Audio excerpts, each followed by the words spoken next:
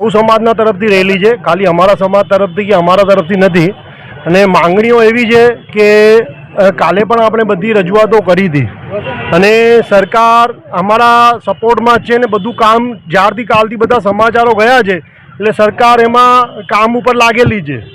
માંગણીઓનું એવું છે કે જે આ ઘટના થઈ છે, ઘટના બહુ દુઃખદ છે અને આવું નથી કે આ ખાલી એક સમાજ માટે યા એક માટે છે, આવું નથી કોઈના માટે, પણ આખા આપણા ભવિષ્યને આપણા બાળકો માટે છે અને એ હિસાબે બધાને આપણને વિચારવાનું રહેશે. હવે એમાં એવું પણ થાય કે આજે આ સમજો 13 વર્ષનો છોકરો છે અને સામે આવું તો નહીં હોય કે આ પહેલા દિવસનું એનું કામ છે, એ જ્યાં બેસતો હશે, જ્યાં રહેતો હશે ત્યાં પર આવી એમની હરકતો હશે. એ સરકારને એકવાર એના પાછળ એનું ધ્યાન દોરવું જોઈએ